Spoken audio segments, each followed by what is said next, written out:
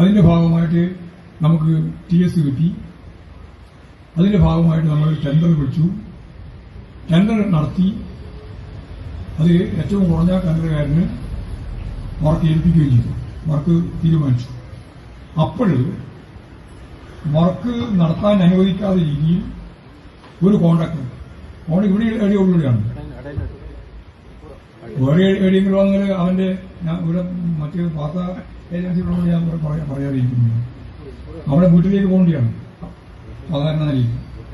310 കോടി രൂപയുടെ ഒരു വർക്ക് അതും ഗവൺമെന്റിന്റെ ഭാഗമായിട്ട് ഗവൺമെന്റ് തന്നെ സ്വകാര്യമായിട്ട് ടെൻഡർ ചെയ്തതിന് ശേഷം ആ ടെൻഡറിൽ എനക്കാണ് കിട്ടേണ്ടത് എന്ന് പറഞ്ഞിട്ട് ആ ടെൻഡറിൽ മത്സരിച്ച ഒരാള് പരാജയപ്പെട്ട ഒരാള് അതിൽ ഒന്നാമത് വന്നയാൾക്ക് എതിരായി കേസ് കൊടുത്ത് ഹൈക്കോടതി.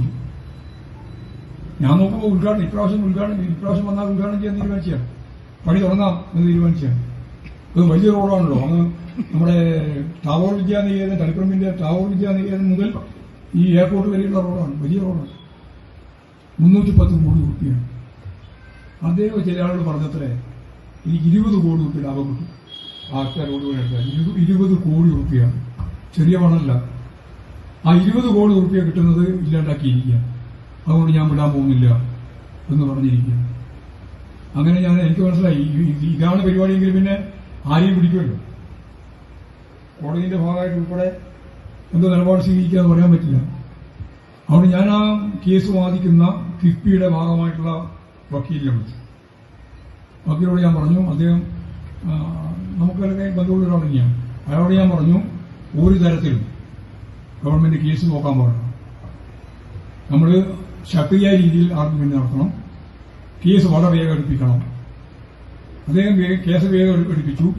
ഇപ്പോൾ യഥാർത്ഥത്തിൽ അതിന്റെ വിചാരണ കഴിഞ്ഞു. ഞാനിപ്പോൾ മറ്റേ വിധി പറയാൻ വേണ്ടി വെച്ചിരിക്കുക. മിനിഞ്ഞാന്ന് ഞാൻ വിളിച്ചു അദ്ദേഹത്തിന്, ആ വക്കീലിന്. അപ്പൊ അയാളെ കുറച്ച് ആവശ്യത്തിലാണ്. എന്നോട് പറഞ്ഞു അത് ആർഗ്യുമെന്റ് കഴിഞ്ഞിട്ടുണ്ട്, ഇനി വിധി പറയാനാണ് വെച്ചിട്ടുള്ളത്. ഇനി എപ്പോൾ വിധി പറയാന്നൊക്കെ പറയാൻ പറ്റില്ല. ഞാൻ പറഞ്ഞു വളരെ വേഗം വിധി പറയിപ്പിക്കണം എന്ന് അദ്ദേഹത്തോട് പറഞ്ഞിട്ടുണ്ട്. ആയിക്കോട്ടെ എന്ന് അദ്ദേഹം പറഞ്ഞിട്ടുണ്ട്. ഇനി 20 കോടി രൂപയുടെ നഷ്ടബോധമുള്ള ഈ ചങ്ങാതി ആ ഇരിക്കൂർ കൺസ്ട്രക്ഷന്റെ തന്നെ ബന്ധുവാണ്. ഈ ഇരിക്കൂർ കൺസ്ട്രക്ഷൻ തന്നെയാണ് മുമ്പ് നമ്മുടെ പാലമുണ്ടല്ലോ, അടൂർ പാലം.